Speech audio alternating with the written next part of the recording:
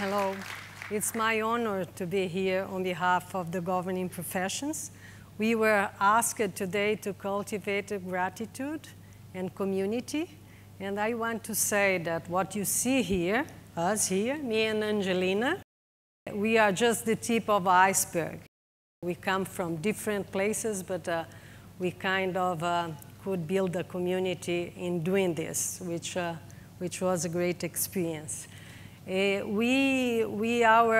want also to be very grateful and to honor our council, which is made of very prominent leaders, former heads of states, diplomats, politicians, very successful academics, researchers, people in media, but they have chosen two women of the Global South.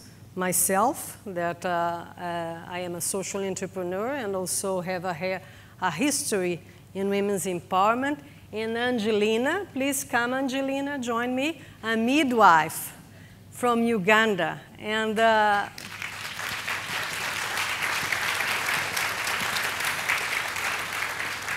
also we have chosen to share with you stories.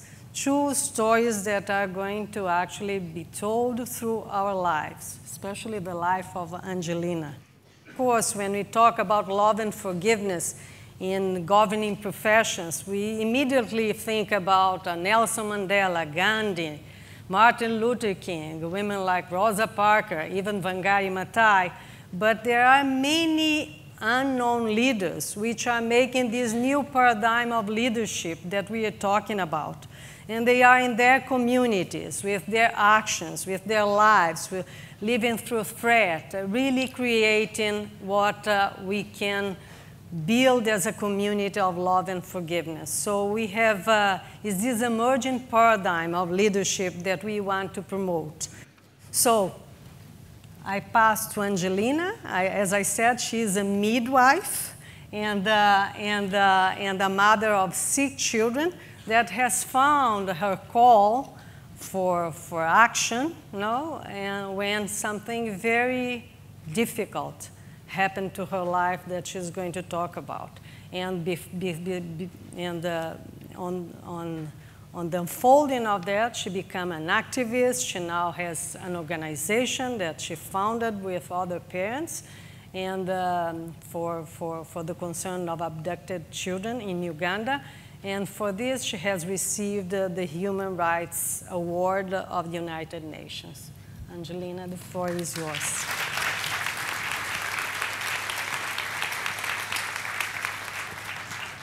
Thank you, everybody. I wish I was here to help a woman bring forth a baby, my work as a midwife. But here, I want also to be here to bring forth, peace and reconciliation, to birth that child today. I first felt love and peace and forgiveness as pain and bitterness. It all started on the 10th of October 1996, when the rebels of the Lord's Resistance Army abducted 139 girls from a secondary school in northern Uganda and marched with them towards Sudan border.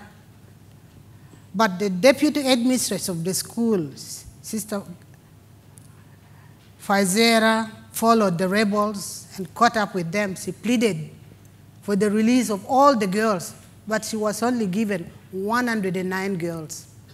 The 30 girls retained included my own daughter, who was 14 years old. And we did not know what to do at first. We were very angry. We even cursed the rebels. We were even not Christians at all. But we continued going to that school where our children were taken from.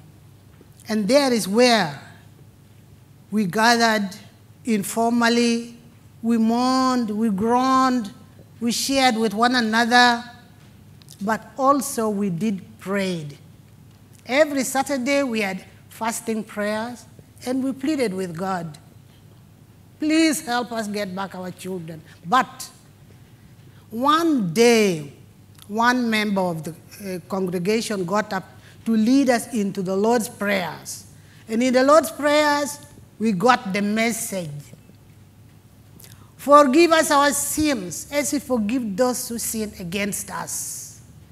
And immediately I got convicted. I jumped up and asked the congregation, have we forgiven the rebels? That we can ask from God? Yeah, we walked out of the cathedral unceremoniously. No saying the grace, we walked home. We realized how useless our prayers had begun. And so we went home. But God in His mercy started training us in our individual environments. The following week when we came back for our fasting prayers, we had testimonies from various parents. We had to go out and get reconciled with our neighbors for various things that had happened in our lives. But that alone, we wanted to share. We didn't want to keep it in our own localities alone. We went out to share with other districts. I had to move about 100 kilometers looking for the mother of the rebel who was keeping my daughter. And I offered her forgiveness with her clan, with her family, with everybody else. And that was a wonderful thing. We had to share that. And so we came together as the parents of these abducted children, and we formed the Concerned Parents Association. And our vision was that land, the land of peace and freedom where children could enjoy. And our mission was to get there through advocacy. So we did it locally, nationally, internationally. But then our slogan is just simple. Every child is my child. And so many of our children got lost. They were killed in battles. Some had to give birth in very unhygienic environments in the bush. I wish I was there as a midwife. I became a useless mother when my daughter herself was suffering in the bush. But there we are. Many of them died. But a few who came back, including my own daughter, came back in the year 2004 with a kid. And we as parents decided to include them in our Concerned Parents Association groups. In the North, we have over 5,000 parents who are peace builders in the communities because we have forgiven the rebels.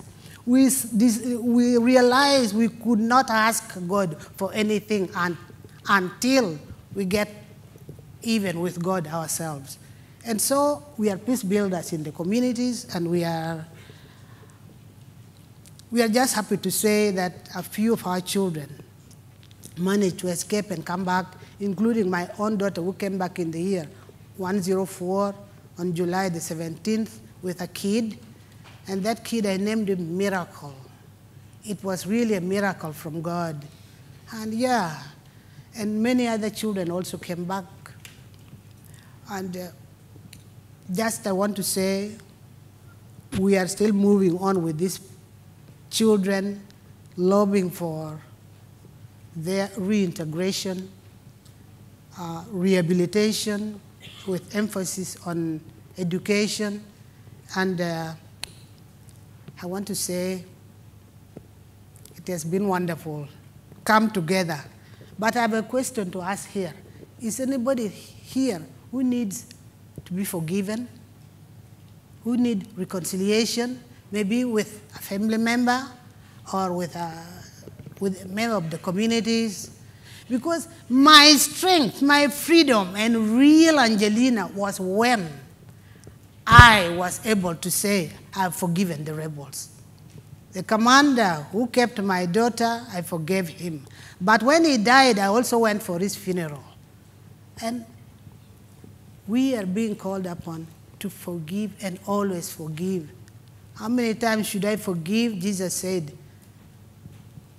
how many times a day?